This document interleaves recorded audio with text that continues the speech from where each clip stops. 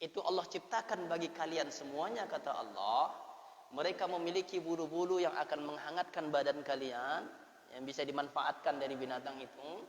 Kemudian dia juga akan membuat kalian menjadi senang melihat binatang itu. Nah, inilah yang menjadi dalil.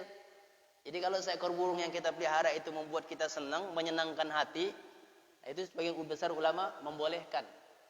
Tapi dengan syarat kebutuhan hak-hak burung itu harus betul-betul diperhatikan. Enggak boleh dizalimi. Makannya diperhatikan, tempat tinggalnya atau sangkarnya itu juga harus bersih. Kebutuhannya dipenuhi, apa yang diminta sama dia kasih. Minta mobil, kasih mobil. Akan dipelihara dianya. Ya. Apa yang diinginkan olehnya kasih. Artinya tidak boleh menzalimi. Menzalimi burung itu. Dan tidak boleh menyalahgunakannya. Dia miliki burung, jadi keramat tuh burung, dikeramatin gitu maksudnya. Suaranya indah jadi keramat, jadi membawa rezeki segala macam. Ini tidak boleh. Atau menjadikan burung itu menjadi untuk berjudi, haram hukumnya. Nah, ada tuh lomba burung yang ujung-ujungnya dengan taruhan uang. Hati-hati itu. Tapi kalau hanya untuk sekedar kita menghibur diri di rumah, menyenangkan kita pelihara dengan dan tidak melalaikan kita dari Allah Subhanahu wa taala, maka para ulama membolehkan. Hukumnya boleh. Adapun hadis yang mengatakan ada seorang wanita yang mengurung seekor kucing sampai kucing itu mati, akhirnya dia masuk neraka. Tapi itu penyebabnya kata ulama karena dia tidak ngasih makan kucing itu sehingga mati karena dikurung sama dia. Itulah yang membuat dia masuk neraka. Jadi bukan karena memeliharanya, tapi karena penyiksaannya terhadap kucing itu. Dan itu juga hadis sahih. Jadi karena itu secara umum para ulama mengatakan boleh hukumnya memelihara burung di rumah kita. Tapi kalau saya sendiri lebih cenderung nggak usah. Membuat apa sih begitu? Iya sama kan tadi dilombakan dapat uang. Kalau diternak lalu dijual dengan cara yang halal nggak masalah. Ulama membolehkan. Makanya saya bilang tadi kalau saya sendiri sih mengatakan berpendapat nggak usah. Gitu. Masih ada pencarian yang lain. Itu maksudnya. Tapi secara umum para ulama membolehkan karena tidak ada larangannya. Silakan. Gitu ya. Baik, itu terkait kemarin pertanyaan Pak Haji. Kita lanjutkan jamaah salat maghrib yang dimuliakan oleh Allah Subhanahu wa taala. Pada pekan yang lalu kita sudah tahu tentang makna zalim itu apa. Wada'u syai' fi ghairi makanihi atau fi ghairi mawdi'ihi. Meletakkan sesuatu bukan pada tempatnya, itu zalim. Ya, bukan pada posisinya. Baik terkait dengan waktu maupun terkait dengan tempat, baik terkait dengan kurang ataupun lebih. Jadi lawan dari zalim itu adalah adil. Adil itu menempatkan sesuatu pada tempatnya pas begitu. Itulah dengan adil. Dan Allah tidak memiliki sikap zalim atau sifat zalim. Allah memiliki sifat adil. Maka haram bagi Allah kezaliman itu atau berbuat zalim. Karena Allah tidak memiliki sifat itu. Maka dalam hadis ini Allah Subhanahu wa taala berfirman dalam hadis qudsi ini melalui sahabat Abu Dzar Al-Ghifari radhiyallahu an dan melalui Rasulullah SAW bahwa Allah Subhanahu wa taala berfirman. Kata Allah, "Ya ibadi, inni haramtu zulma ala nafsi wa ja'altuhu bainakum muharraman fala tadzalamu." Wahai hamba-hambaku, kata Allah, sungguh aku haramkan diriku, kata Allah, untuk berbuat zalim kepada apapun. Ya, sebagaimana saya sampaikan pekan lalu, walaupun kita tahu Allah itu mampu melakukan apa saja dan gak ada konsekuensi apapun kepada Allah ketika Allah melakukan atau berbuat zalim kepada makhluk, kepada hamba, gak ada konsekuensinya bagi Allah. Karena Allah itu maha kuasa. Tapi karena Allah sudah mengharamkan berbuat zalim bagi dirinya, maka Allah tidak lakukan. Allah hanya memiliki rasa atau sifat adil. Ya. Itu yang mengenai. Makanya Allah haramkan zalim itu. Maka ketika Allah Subhanahu wa taala mengharamkan kezaliman itu pada dirinya, wa ja'altuhu bainakum muharraman, maka aku pun haramkan kezaliman itu, kata Allah, di antara kalian wahai hamba-hambaku. Artinya kita pun jangan berbuat zalim. Fala tazalamu, maka janganlah kalian, kata Allah, saling menzalimi. Kenapa? Hukumnya haram. Lalu kemarin saya sampaikan apa saja bentuknya kezaliman. Pertama, kezaliman itu melalui ucapan. Hati-hati ucapan kita kepada orang lain. Kan kemarin itu kezaliman itu 3. Kezaliman yang diampuni oleh Allah, kezaliman yang tidak diampuni oleh Allah, kezaliman yang tidak dibiarkan oleh Allah. Dalam hadis Nabi SAW mengatakan, kezaliman yang diampuni oleh Allah adalah kezaliman yang dilakukan seorang hamba terhadap dirinya sendiri. Dengan apa caranya? Melanggar aturan-aturan Allah Subhanahu wa taala. Sebagaimana dalam surah At-Talaq Allah mengatakan, "Wa may yata'adda hududallah faqad zalama nafsah." Barang siapa yang melampaui atau melanggar hukum-hukum Allah, melanggar hak-hak Allah, maka sungguh dia telah menzalimi dirinya sendiri. Jadi kalau disebut dengan menzalimi diri sendiri itu, Pak, itu maksudnya kita ini melanggar aturan-aturan Allah. Enggak sholat. Itu yang zalim, kezaliman itu dilakukan kita oleh untuk siapa? Untuk kita sendiri. Ketika kita tidak sholat, yang wajib sholat, enggak sholat. Itu perbuatan zalim buat diri sendiri sebenarnya. Harusnya puasa, gak puasa. Ya. Harus beribadah, dia nggak beribadah. Itu zalim dia terhadap dirinya sendiri. Kenapa? Karena dampaknya nanti ke dirinya. Bagi Allah nggak ada masalah. Makanya disebutlah kezaliman terhadap dirinya sendiri. Tapi itu sifatnya masih bisa diampuni oleh Allah. Yang kedua, kezaliman yang tidak diampuni oleh Allah. Ini juga masih berhubungan dengan seorang hamba dengan Allah. Apa itu? Musyrik. Tidak diampuni oleh Allah. Nah, yang saya katakan pekan lalu, hati-hati dengan kemusyrikan. Dan yang ketiga, kezaliman yang tidak dibiarkan oleh Allah. Apa itu? Hubungan antara seorang manusia dengan orang lain. Seorang hamba dengan hamba lain. Satu makhluk dengan makhluk lain. Inilah yang disebut dengan kezaliman yang tidak dibiarkan oleh Allah. Apa maksudnya tidak dibiarkan oleh Allah? Kalau enggak selesai di dunia, ya akhirat tidak selesaikan di pengadilan Allah. Makanya saya katakan dalam hadis riwayat Imam Muslim, hati-hati dengan kezaliman. Dalam riwayat hadis Imam Muslim, bahwasanya Rasul SAW mengatakan, la tu'addunnal huquq ila ahliha yaumal qiyamah. Hak-hak itu akan dikembalikan nanti pada hari kiamat kepada yang memilikinya, hak-haknya. Apa contohnya kata Nabi dalam hadis itu? Seekor kambing yang bertanduk, nyeruduk kambing yang tidak bertanduk ketika di dunia, nanti di akhirat ditukar. Yang nggak punya tanduk tadinya di dunia dikasih tanduk sama Allah. Lalu balaskan kepada kambing yang tadinya di dunia bertanduk, di sana nggak dikasih tanduk, dibalaskan kepadanya. Itulah pengadilan Allah. Dalam logika kita, binatang aja masih diadili oleh Allah, apalagi manusia. Ya, secara ininya kan kalau binatang kan nggak punya akal, ya kan? Tapi ketika dia menzolimi binatang yang lain, Allah masih kembalikan haknya. Padahal dia nggak punya akal. Seharusnya orang nggak punya akal itu kan, ya orang nggak tahu, nggak bisa mikir. Apalagi manusia yang punya akal, Allah kasih akal. Tentulah ketika ia menzalimi orang lain, nyakitin orang lain, ini akan menjadi perkara besar kelak di yaumil akhir. Makanya hati-hati.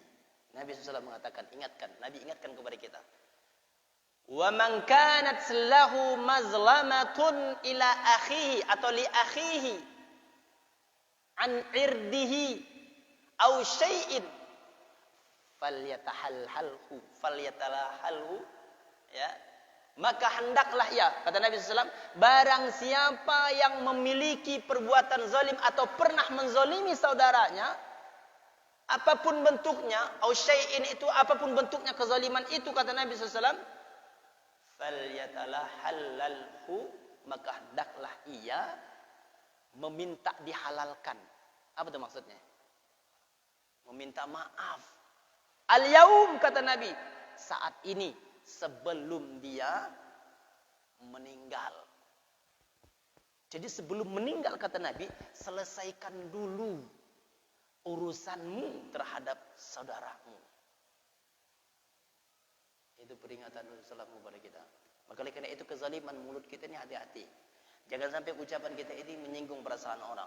Lalu tertanam dalam hatinya, dia nggak bisa maafkan. Nanti di akhirat kita dituntut olehnya. Lalu cuma omongan. Jadi kemarin saya contohkan bagaimana dua orang sahabat yang ketika dia tersinggung dengan ucapan sahabatnya lalu minta maaf, dimaafkan, luar biasa. Ya, ucapan. Sama perbuatan juga begitu, mengambil hak orang lain. Hati-hati, ini kezaliman. Dan tidak akan dibiarkan oleh Allah Subhanahu wa taala. Oleh karena itu, lalu pertanyaannya adalah ketika kezaliman itu kita lakukan, apa konsekuensinya? Apa balasannya kepada orang-orang yang berbuat zalim? Itu buat orang yang berbuat zalim, Bapak Ibu, Bapak, itu balasannya ada dua. Di dunia dan akhirat. Orang yang berbuat zalim itu balasannya ada dua. Karena Allah Subhanahu wa taala berfirman dalam surah Al-Mu'min, apa kata Allah Subhanahu wa taala? Wa inna lilladzina zalamu 'adzaban duna dzalik. Sesungguhnya bagi orang-orang yang berbuat zalim itu, kata Allah, bagi mereka azab. Azab di sini maksudnya di akhirat, diazab oleh Allah. Tapi ada kalimat zalika duna zalik. Duna zalik itu dimaknai, ditafsirkan oleh para ulama. Duna zalik itu selain dari itu. Maksudnya selain dari azab di akhirat itu masih ada azab yang lain. Di mana coba? Bapak Ibu. Kata Allah nih, sesungguhnya buat orang yang zalim itu nanti kelak di akhirat mereka akan diazab oleh Allah. Tapi selain azab itu masih ada azab yang lain. Kira-kira azab di mana? Hah? Di dunia. Kan selain dunia adanya cuma akhirat. Makanya para ulama mengatakan ayat ini, duna zalik itu selain daripada itu tuh maksudnya apa? Di dunia. Artinya orang yang berbuat zalim itu balasannya dua kali. Di dunia dan di akhirat. Bisa dikatakan dua kali, tapi bisa juga sekali. Artinya kalau di dunia ini sudah selesai, maka di sana selesai. Ya. Jadi buat orang berzalim itu di dunia juga bisa diazab oleh Allah, diberikan balasannya oleh Allah. Di akhirat mereka juga diazab oleh Allah. Maka hati-hati dengan perbuatan zalim. Apa konsekuensinya? Apa dampaknya? Apa balasannya bagi orang berbuat zalim? Pertama, jazaa'u yaumal qiyamah. Di akhirat dulu. Di akhirat ada balasan bagi mereka. Apa balasannya? Nabi pernah bertanya kepada sahabat, atadruna manil muflis? Tahukah kalian siapa orang yang bangkrut? Ya. Kalau Bapak ditanya orang yang bangkrut itu seperti apa? Seluruh sahabat jawabnya sih, ya namanya orang bangkrut, kata sahabat, mala dirham lahu wala mata'. Orang yang bangkrut itu ya Rasulullah, orang yang kehabisan modal. Enggak punya modal, usahanya habis, bangkrut. Nah itu orang bangkrut, kata sahabat. Karena sahabat berpikirnya duniawi, yang logikanya. Tapi apa jawaban Rasulullah SAW? La, kata Nabi, bukan itu yang aku maksud, kata Nabi SAW. Innal muflisa min ummati yaumal qiyamah ya'ti yaumal qiyamah. Sesungguhnya yang dimaksud atau dimaksud Nabi orang yang bangkrut itu adalah di umatku ini, kata Nabi SAW, adalah mereka ketika saat hidup di dunia ini beramal yang banyak. Salatnya banyak, tilawah Qur'annya banyak. Pokoknya ibadahnya banyak lah begitu. Amal-amalnya banyak, kata Nabi SAW. Innal muflisa min ummati ya'ti yaumal qiyamati bis salah. Ya, Ya'ti yaumal qiyamati bi salatin wa siyamin wa zakatin. Mereka saat nanti datang atau meninggalnya mereka itu ketika saat di dunia ini mereka banyak salat, banyak puasa, banyak zakat, banyak amal. Gitu kata Nabi SAW. Artinya waktu hidupnya mereka ini orang-orang rajin beramal. Tetapi Nabi SAW wa ya'ti qad syatama hadza. Tetapi kata Nabi, ketika saat mereka juga beribadah kepada Allah, beramal kepada Allah, tapi ternyata mereka juga melakukan kezaliman kepada orang lain. Apa kezalimannya kepada orang lain? Faqad syatama hadza. Mereka suka mencela orang lain. Hati-hati nih, Pak. Berarti kalau mencela itu melalui apa? Omongan. Ini kezaliman. Dan Nabi mengatakan ini orang akan bangkrut. Walaupun hari ini banyak ibadahnya kepada Allah Subhanahu wa taala, tapi kalau masih suka mencela orang. Mencela itu seperti apa sih? Apa? Gimana contohnya mencela? Ya melalui omongan. Ya, ngatain, ngebully. Nyinyir, ngebully itu sama tuh mengebully. Hati-hati tuh, hari ini kita suka ngebully orang sampai orang sakit hati. Hati-hati tuh. Kecuali kalau ustaz, kalau lagi ceramah, nggak apa-apa. Enak benar katanya. Kalau ngebully orang itu, Pak, itu tuh sama mencela orang. Dan itu Masya Allah, na'udzubillah, termasuk orang yang bangkrut kelak yaumil akhir. Wa qad syatama hadza, kata Nabi, ini orang suka mencela. Ya ayyuhalladzina amanu la yaskhar qaumun min qaum asa ayyakunu khairan minhum. Wahai orang beriman, jangan kalian suka memperolok-olok, mencela satu kelompok dengan kelompok yang lain, satu orang dengan yang lain, dicela. Apalagi kalau mencela fisiknya, ngatain dia, mengucapkan kata-kata yang tidak baik kepada dia, sakit hatinya. Hati-hati. Ya, walaupun banyak amalnya. Wa qad syatama hadza. Kemudian apa lagi? Wa qazafa hadza, kata Nabi. Dulu ketika di dunia, dia sih beramal kepada Allah, tapi suka menuduh orang-orang yang dia tidak punya bukti, tapi suka nuduh orang berbuat maksiat. Ada nggak orang sekarang begitu, Pak? Hah? Banyak, Pak. Bahkan yang kena itu bukan orang biasa. Para ulama pun difitnah. Yang tidak melakukan perbuatan itu, tapi difitnah melakukan itu. Ya. Saya masih teringat itu kasusnya waktu itu. Kasusnya siapa? Kasusnya Habib. Yang dibuatlah chattingannya. Ya, di WA-nya seakan-akan dia cerah chattingan dengan seorang wanita di hotel sebagai macamnya.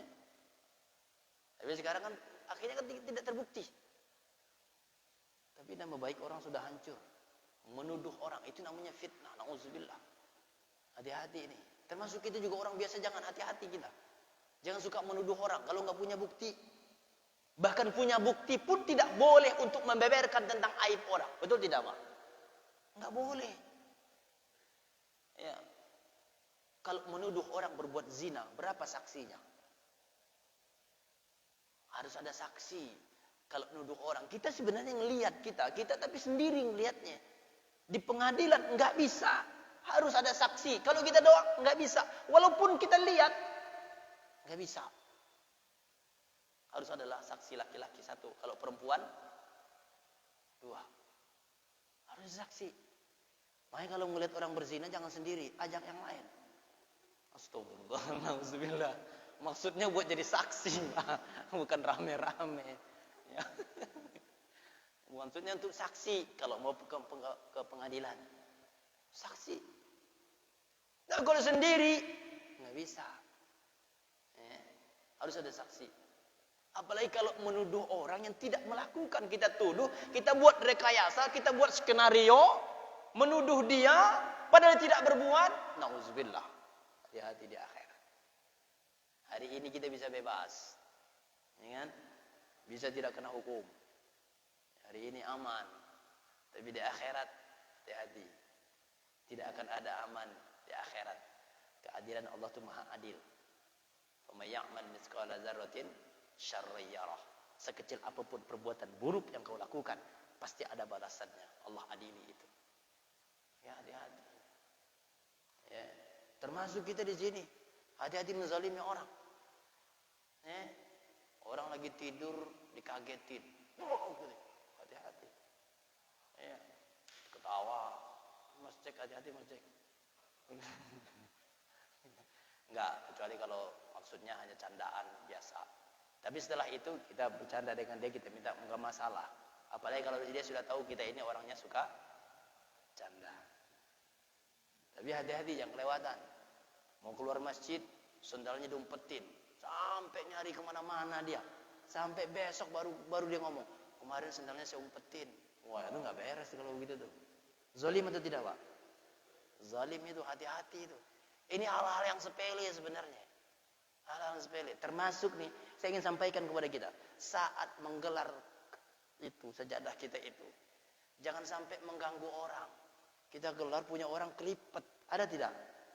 Saya sering melihat loh. Serius Pak saya ini. Kalau dia sakit hati dengan apa yang kita lakukan. Ada orang bisa nerima, ada yang tidak. Hati-hati. Kita gelar sajadah kita. Dia sajadahnya ternyata tipis gitu. Kita gelar kelipet dianya. Kalau perlu minta maaf, balikin. Jangan pura-pura nggak tahu. Begitu digelar orang kelipet, dia langsung takbir. Allah, jangan. Serius Pak. Ini hal-hal yang sepele sebenarnya. Tetapi ini adalah bagian dari kezaliman sesungguhnya. Walaupun kita anggap sepele. Belum tentu dia bisa menerima apa yang kita lakukan. Kalau dia bisa memaafkan, oke. Tapi kalau tidak, apalagi kalau kita tidak minta maaf. Memang orang yang baik itu walaupun tidak minta maaf, dia sudah maafkan. Itu kalau orang yang baik. Dia nggak mau jadi orang yang baik. Sampai akhirat katanya, nggak gue maafin. Dalam hati jadi. Ayo. Sepele. Tapi hati-hati. Ya. Baik. Kezaliman. Menuduh orang. Wa qazafa hadza kata Nabi sallallahu alaihi wasallam. Terus apa lagi kata Nabi sallallahu alaihi wasallam yang dilakukan olehnya? Wa akala mala hadza. Mengambil harta orang lain. Para koruptor itu, Pak. Itu nauzubillah itu. Saya nggak bisa bayangkan para koruptor itu nanti di akhirat seperti apa. Karena Allah sudah katakan, kalau zolim ini berhubungan dengan orang lain, apalagi mengambil hak orang lain, Allah itu tidak mau menyelesaikan. Bukan Allah nggak mampu, Allah nggak mau. Kenapa? Nggak ada hubungannya dengan Allah. Ini hubungannya dengan orang lain. Maka kamu harus selesaikan dengan dia. Apalagi kalau korupsi itu banyak harta rakyat diambil sama dia. Betul tidak Pak? Wa na'udzubillah ini. Ya, hati-hati. Walaupun bukan koruptor, tapi kita yang hidup biasa. Di kebiasaan kehidupan kita sehari-hari, hati-hati ngambil hak orang lain. Sampaikan kepada istri kita, kalau beli sayur hati-hati. Beli sayur di tukang sayur hati-hati. Jangan pernah memaksa tukang sayur itu memberikan tambahan dari apa yang kita beli. Saya kan tahu kalau ibu-ibu itu beli. Bang, nambahin dong. Kalau enggak saya enggak mau jadi langganan lagi. Begitu katanya. Hah? Iya, mau diambil. Diambil aja sama dia. Bang, nambah ya, sambil diambil. Hati-hati. Haram hukumnya kalau tidak ikhlas. Walaupun mungkin saat itu dia mengatakan iya, tapi itu pemaksaan. Kalau sudah ada pemaksaan, zalim, haram hukumnya. Padahal yang diambil berapa? Cuma satu bawang doang. Tapi itu mengganjal. Bapak ingat enggak? Ketika Ibrahim bin Adam, rahimahullah, seorang ulama besar, Ibrahim bin Adam, seorang ulama sufi.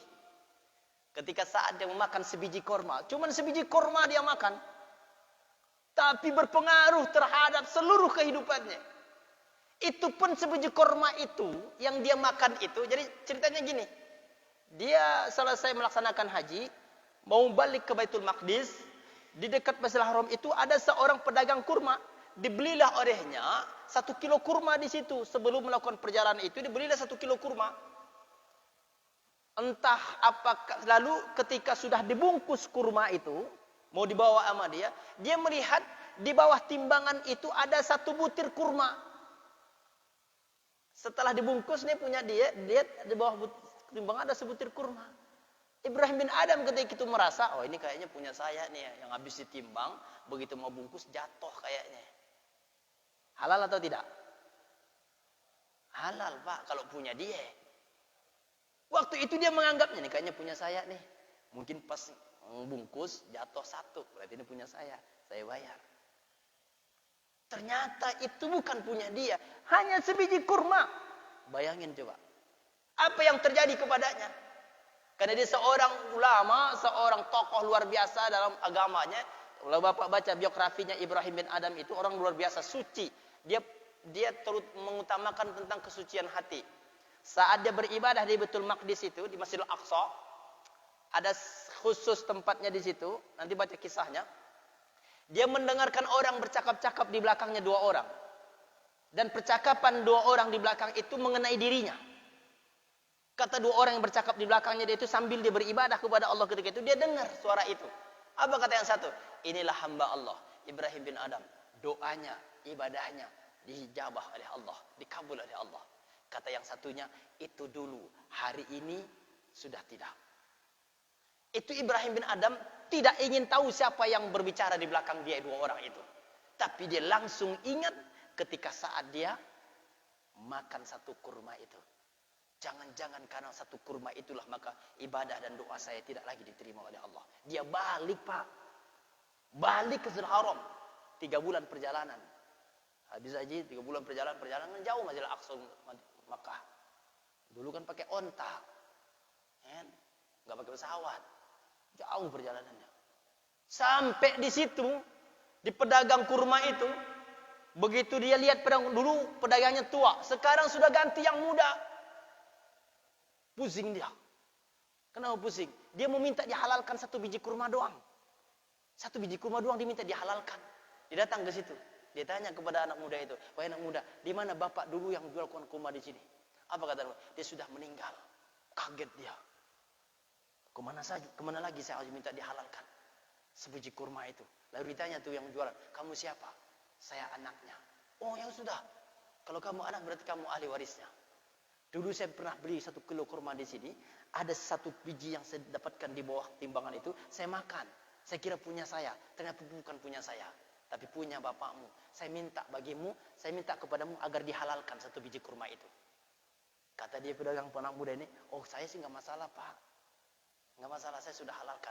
Tapi saya punya 11 orang bersaudara. Semuanya ahli waris." Kata dia, "Saya punya saudara 11 orang. Semuanya ahli waris bapak saya. Kalau bapak ingin dihalalkan, datangi mereka." Diminta sama dia alamatnya satu-satu. Dalam kisahnya yang saya baca, diminta satu-satu alamatnya. Didatangi oleh dia. Hanya meminta dihalalkan berapa? 1 kurma, 1 biji kurma. Bayangin coba. Koruptor. Bukan sebiji kurma itu mah koruptor. Kalau yang miliaran, berapa biji kurma itu? Waduh. Hati-hati. Ya. Nah, dalam kehidupan kita sehari-hari seperti itu. Jangan pernah memaksa orang lain ketika saat kita membeli. Membeli itu, Pak, dipermudah, jangan dipersulit. Baik yang membeli maupun yang menjual. Kalau nawar boleh, tapi jangan memaksa. Sekali tawar nggak dikasih, ya sudah. Ini mah kadang-kadang dipaksa. Kasih nggak? Kasih nggak? Kalau nggak besok-besok saya kasih tahu sama orang-orang di sini mahal. Tuh kayak begitu belinya. Nggak boleh, haram hukumnya. Jadi wakala malah hadza, memakan harta orang lain. Apapun caranya, kalau bukan dengan cara yang halal, maka itu haram. Haknya akan dikembalikan di akhirat. Dari hari ini yang kita lakukan. Lalu apa lagi? Wasafaka dama hadza, menumpahkan darah orang lain, membunuh maksudnya. Ini juga zalim, bahkan zalim yang luar biasa, membunuh orang tanpa hak. Ini hadis. Sebutkan Nabi dalam hadis ini. Membunuh orang itu termasuk, walaupun dia rajin ibadah kepada Allah, tapi dia membunuh orang, nanti akan dituntut yaumil akhir. Orang kata Allah, kalau membunuh 1 orang aja, apa kata Allah dalam surah Al-Maidah? Min ajli dzalika katabna 'ala bani Israila annahu man qatala nafsan bighairi nafsin aw fasadin fil ard faka'annama qatalan nasa jami'a. Membunuh 1 orang saja kata Allah yang bukan haknya, artinya membunuh dengan cara yang haram. Maksudnya orang ini nggak boleh dibunuh sama dia. Membunuh 1 orang saja kata Allah, itu sama dia membunuh seluruh orang sedunia ini. Dosanya. Bayangin. Itu baru 1. Gimana kalau 2, 3 sampai 6? Bayangin, Pak. Itu baru 1 doang. Itu sama dengan membunuh orang seluruh dunia ini. 1 doang itu. Gimana kalau 2, 3 sampai 6? Ya, kalau 6 orang, 6 dunia. Orang dibunuh sama dia. Iya kan? Ini dosanya. Dosanya. Hati-hati. Dan itu haknya akan dikembalikan, dituntut di yaumil akhir. Hari ini mungkin kita bisa bebas, nggak masalah. Tapi ingat, apa kata Allah di surat Ibrahim? La tahsabanna Allah ghafilan amma ya'malul zalimun, innama yu'akhiruhum liyaumin taskhasu fihi al-absar. Jangan kalian kira, kata Allah, Allah tuh lupa, lalai terhadap apa yang dilakukan oleh orang-orang yang berbuat zalim. Kenapa sih hari ini orang berbuat zalim itu kayaknya nggak ada teguran sama mereka, nggak ada azab, nggak ada apa? Seakan-akan kita mengatakan begitu. Kayaknya orang yang berbuat zalim itu lancar aja, nggak ada balasannya, nggak ada azabnya. Apakah memang Allah lupa? Kagak, kata Allah. Allah nggak lupa. Tapi apa? Innama yu'akhiruhum liyaumin taskhasu fihi al-absar. Tapi sengaja Allah akhirkan untuk tidak membalasnya hari ini. Tapi nanti di saat mata sudah terbelalak, kata Allah dalam surat Ibrahim, baru Allah perlihatkan, inilah dulu perbuatanmu ketika di dunia. Auzubillah. Maka hati-hati. Membunuh orang itu dosanya besar. Wa syafaka dama hadza. Kemudian apa lagi? Wa daraba hadza. Dan memukul orang. Memukul itu maksudnya nyakitin orang, baik fisiknya ataupun apapun yang disakiti dari orang itu. Ini zalim, kata Nabi SAW. Nanti di akhirat dibalaskan oleh Allah. Lalu apa lagi? Setelah Nabi mengatakan seperti itu, apa yang disebut dengan bangkrut? Nanti kata Nabi, fayu'ta hadza min hasanatihi wa hadza min hasanatihi. Apa yang terjadi di pengadilan Allah? Orang-orang yang pernah menzalimi itu akan didatangkan kepada orang yang dizalimi sama dia, lalu diadili Allah di situ. Contohnya gini, Pak. Saat Allah akan memasukkan ia ke dalam surga, karena amalannya banyak, kan tadi udah disebutin. Rajin salat, rajin puasa, rajin zakat, rajin ibadah. Lalu ketika saat akan dimasukkan ke dalam surga, tiba-tiba ada yang datang. Wahai Allah, tunggu dulu. Dulu ketika saya saat di dunia bersama dengan dia pernah nyakitin hati saya. Sampai hari ini hati saya masih terasa. Apa kata Allah? Fayu'ta min hasanati. Hadza min hasan. Ambil pahala orang ini. Yang tadi itu maksudnya yang tadi itu. Ambil pahala dia, kata Allah. Pindahkan kepada orang ini. Karena dia pernah menzaliminya. Begitu sudah selesai, mau masuk lagi, ada lagi yang datang. Ya Allah, dulu dia itu menuduh saya. Berbuat yang macam-macam, supaya saya tidak melakukan apa-apa. Apa kata Allah? Ambil pahalanya. Pindahkan ke dia. Mau dimasukin lagi, datang lagi yang menuntut. Sampai akhirnya kata Nabi, pahalanya habis semuanya. Yang tadi dia bawa begitu banyak menghadap Allah, semuanya habis, ludas semuanya. Setelah habis pahalanya, masih ada yang datang. Karena kezaliman yang dilakukan itu memang kelewatan banget memang. Udah habis pahalanya, masih ada yang datang. Ya Allah, dulu dia pernah nyakitin saya. Hari ini saya tuntut. Sekarang saya tuntut. Karena pahalanya udah habis nih. Apa kata Allah? Ambil dosa orang ini, pindahkan ke dia. Bayangin, Pak. Itu bangkrut apa bukan? Pahala udah habis, nggak ada lagi. Dosa orang dipindahin ke dia. Bangkrut apa bukan? Bukan bangkrut lah ya lo begitu mah. Kalau bangkrut itu modal habis, udah. Ini mah bukan begitu. Ibarat orang kalau jatuh tertimpa tangga. Udah jatuh ketimpa tangga. Udah gitu kakinya kena paku, pakunya karatan. Kayak begitu tuh. Parah apa enggak? Parah, Pak. Makanya hati-hati dengan kezaliman. Habis semuanya kebaikan dia, dipindahkan kepada orang. Bahkan dosa orang dipindahkan ke dia. Nauzubillah. Itu yang pertama. Balasan bagi orang berbuat zalim kelak di yaumil akhir. Lalu yang kedua, balasan bagi mereka apa? Laknatullahi alaihim. Laknatullahi alaihim. Laknat Allah kepada mereka. Kalau Allah sudah melaknat, apa dalam surah Al-Mu'min ayat 53 Allah menyebutkan Bahwa bagi orang-orang berbuat zalim itu la yanfa'u yauma la yanfa'u zalimina ma'dziratuhum wa lahumul la'nah wa lahumul su'uddar. Kata Allah Subhanahu wa taala, pada hari itu nanti yaumil akhir, la yanfa'u, tidak akan ada manfaatnya alasan-alasan yang mereka utarakan kepada Allah. Karena mereka sudah berbuat zalim, Allah laknat mereka. Lawan dari laknat apa, Pak? Rahmat.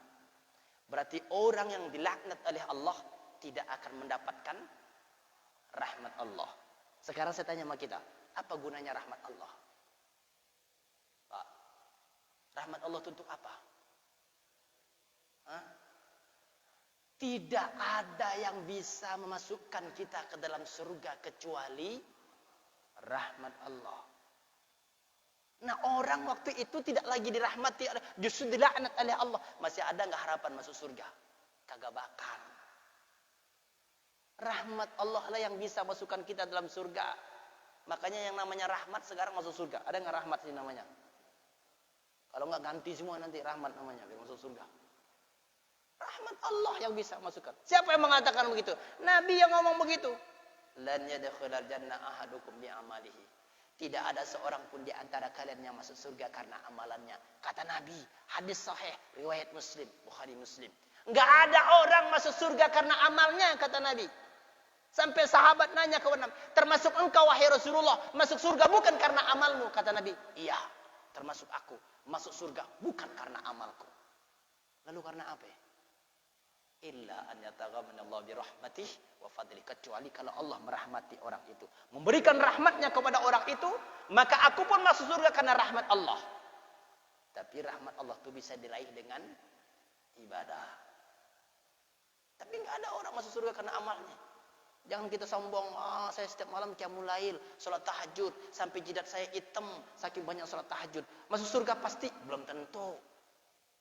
Karena yang masukin kamu masuk surga itu bukan sholat tahajudmu, tapi rahmat Allah. Tapi rahmat Allah itu bisa diraih melalui, nah begitu maksudnya. Ya, jadi yang kedua laknat Allah bagi orang berbuat zalim nanti di akhirat. Nauzubillah. Yang ketiga, zulumatun yaumal qiyamah. Orang yang berbuat zalim hari ini akan menjadi kegelapan bagi mereka nanti di kelak yaumil akhir. Jalan mereka akan menjadi gelap. Padahal Allah sudah sebutkan dalam Al-Quran, nuruhum yas'a baina aydihim wa bi aymanihim. Cahaya mereka akan bersinar, orang-orang beriman itu menerangi jalan-jalan mereka. Tapi orang yang zalim gelap semuanya. Bayangin, nauzubillah. Karena Nabi mengatakan, inna zalim az-zulmu zulumatun yaumal qiyamah. Inna zulma zulumatun yaumal qiyamah. Sesungguhnya perbuatan zalim itu, kata Nabi, adalah kegelapanmu kelak di yaumil akhir. Gelap-gelapanmu kalau kamu suka berbuat zalim. Nauzubillah. Kemudian yang keempat yang perlu kita waspadai, dakwatul mazlum. Menzalimi orang, hati-hati dengan doa orang yang terzalimi. Karena doa itu akan diijabah oleh Allah. Baik, kalau menzalimi orang hati-hati. Nanti kalau dia berdoa sama Allah dikabul, diijabah oleh Allah doanya. Kalau kita menzalimi orang, walaupun nggak kurang bagus, tapi itu haknya dia. Bolehkah? Boleh. Maka kata Nabi, hati-hati dakwatul mazlum itu. Ya. Kemudian ba'id anil hidayah. Orang yang berbuat zalim itu jauh dari hidayah Allah. Jauh dari hidayah Allah. Dan kemudian adamul falah. Orang yang zalim tidak akan pernah menang. Walaupun hari ini kita lihat orang yang zalim itu bebas-bebas aja, berbuat zalim bebas-bebas aja, tapi itu bukan kemenangan. Sungguh itu adalah kehancuran mereka. Maka dari dalam ayat tadi Allah mengatakan, sengaja Allah nggak lupa sama mereka, tapi Allah biarkan. Allah biarin. Terakhir dampak dari berbuat zalim itu, sababun di masaibid dunya. Dampak dari berbuat zalim itu di dunia ini adalah Allah akan turunkan musibah dan bencana karena kezaliman. Makanya Allah ingatkan dalam surat Al-Anfal, wattaqu fitnatan la tusibanna alladziina zalamu minkum khassah. Seharusnya orang-orang yang berbuat zalim itu, kata Allah, harusnya mereka tuh sadar. Apa sadarnya? Karena ketika mereka berbuat zalim, ketika Allah turunkan murkanya, azabnya, bukan hanya mereka yang kena, kata Allah. Orang yang tidak berbuat zalim pun jadi kena. Betul tidak, Bang?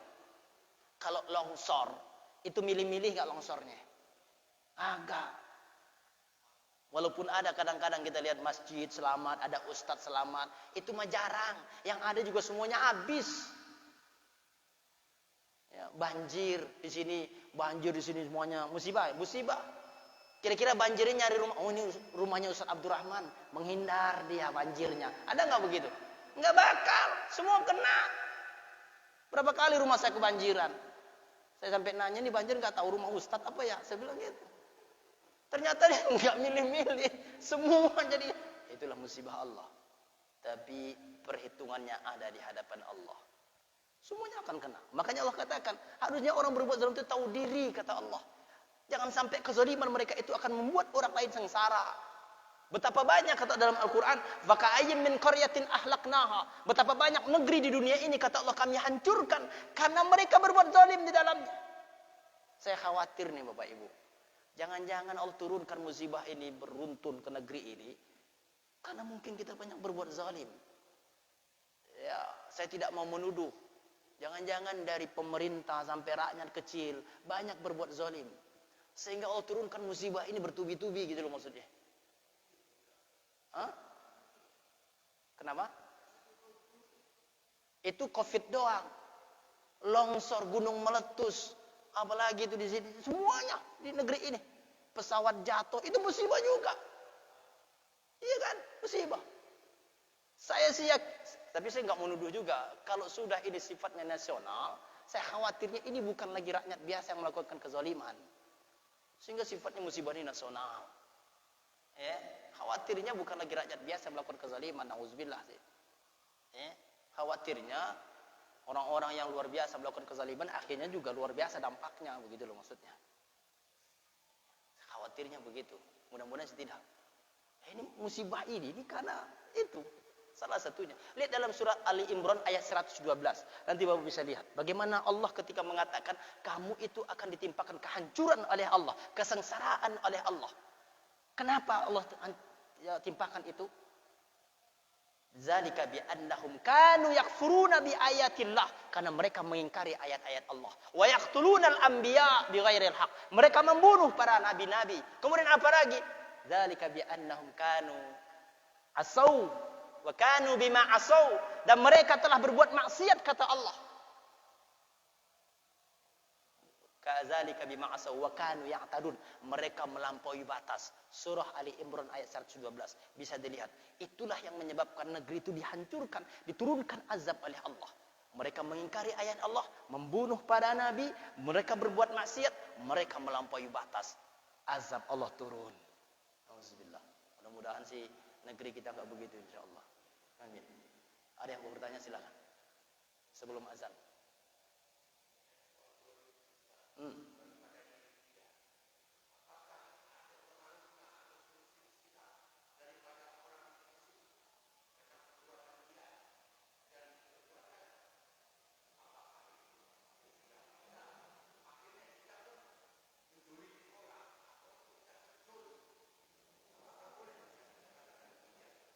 Kezaliman yang kita lakukan maksudnya? Oh.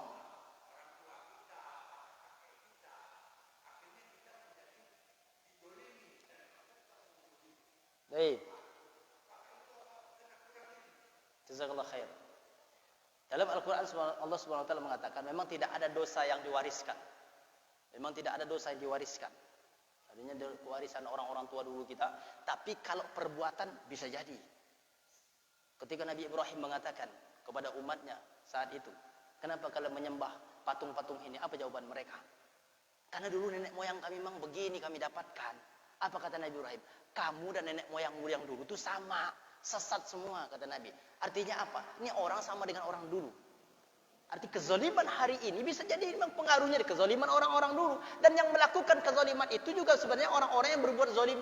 Ya mungkin yang dulu, yang sama pemikiran dan fikrahnya sama dengan mereka. Bisa jadi. Tapi kalau dosa memang diwariskan nggak ada. Tapi kalau perbuatan bisa. Salah satu contoh saya katakan. Gini Pak, hadis Nabi SAW. Dalam hadis Nabi SAW mengatakan, Barru aba'akum, tabarrukum abna'ukum.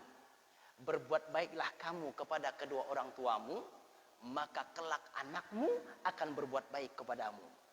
Coba pahami hadis itu. Berbuat baiklah kamu kepada orang tuamu, maka kelak anakmu akan berbuat baik kepadamu. Apa itu maksudnya? Kalau bagaimana perilakumu hari ini kepada orang tuamu, maka seperti itulah kelak perilaku anakmu kepadamu. Kalau hari ini perilakumu baik kepada orang tuamu, maka kelak anakmu pun akan baik perilakunya kepadamu. Berarti ini ada penurunan akhlak, perilaku dari orang dulu kepada orang berikutnya. Bisa jadi. Allah alam bisa. Ya.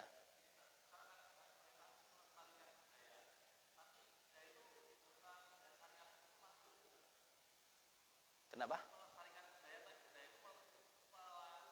Melanggar. Ya kagak. Kalau dalam Islam yang namanya melanggar dengan nilai-nilai Islam yang nggak boleh kan, walaupun itu budaya. Budaya kalau sudah melanggar syariat itu tidak lagi boleh dipakai. Kalau budaya sudah melanggar, kecuali kalau budaya itu tidak melanggar nilai-nilai syariat, silakan. Tapi kalau sudah melanggar, kan yang paling penting itu bukan budayanya, tapi syariatnya.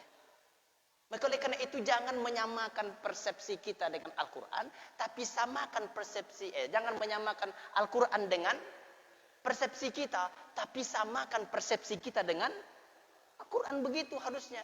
Jangan membudayakan, jangan, apa istilahnya ya? Jangan membudayakan Al-Quran, jangan menjadikan Al-Quran itu menjadi budaya, tapi jadikanlah Al-Quran itu budayamu. Paham maksudnya Pak? Pokoknya paham aja deh. Ya. Ada lagi enggak? Ada lagi? Artinya gini Pak, jangan jadikan Al-Quran itu pengikut kita, tapi jadikan Al-Quran itu yang kita ikuti. Itulah yang Nabi sebutkan. Kalau engkau jadikan Al-Quran menjadi imam bagimu, maka kelak engkau akan dituntunnya ke dalam surga. Tapi kalau engkau jadikan makmum, Al-Quran itu makmum bagimu, maka dia akan mendorongmu ke dalam neraka. Itu kalimatnya. Kalau engkau jadikan Al-Quran sebagai imam bagimu, dia akan membawamu ke dalam surga. Tapi kalau engkau jadikan Al-Quran sebagai makmummu, dia akan dorong kamu ke dalam neraka. Nauzubillah. Sama dengan itu kalimatnya. Allahu a'lam bishawab. Subhanakallahumma wa bihamdika.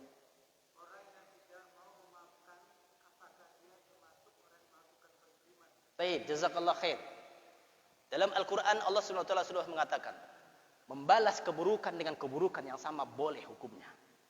Ketika seseorang dizalimi orang lain lalu dia tidak mau memaafkannya, memang ini haknya dia. Tapi memang Allah Subhanahu wa taala mengatakan orang yang memaafkan itu orang terbaik. Dia mengatakan, saya tidak mau jadi orang terbaik. Jadi saya tahan ini, nanti saya akan balaskan, saya akan tuntut dia. Dosakah dia? Bukan. Kenapa? Itu haknya dia. Cuman Allah mengatakan dia bukan orang yang baik. Tapi dosa? Enggak dosa, orang haknya dia. Cuman masalahnya dia tidak termasuk kepada orang yang terbaik. Karena tidak mudah memaafkan. Karena orang yang terbaik itu adalah mudah yang memaafkan. Enggak. Dia tidak masuk buruk zalim. Kenapa? Apa yang zalim? Justru yang dizalimi dia. Dia sudah menempatkan pada kalau posisinya udah benar, dia sakit hati, haknya dia gitu maksudnya. Maka itulah sebabnya Nabi itu selalu mengingatkan kita, hati-hati kalau ngezalimin orang. Maka kalau kamu pernah menzalimi orang, man kanat lahu mazlamatun, kata Nabi, kalau kamu pernah menzalimi orang, selesaikan sekarang. Ya, sebelum kamu meninggal, selesaikan, karena nanti di sana berat urusannya. Subhanakallahumma bihamdika, asyhadu an la ilaha illa anta, astaghfiruka wa atubu ilaik. Assalamualaikum.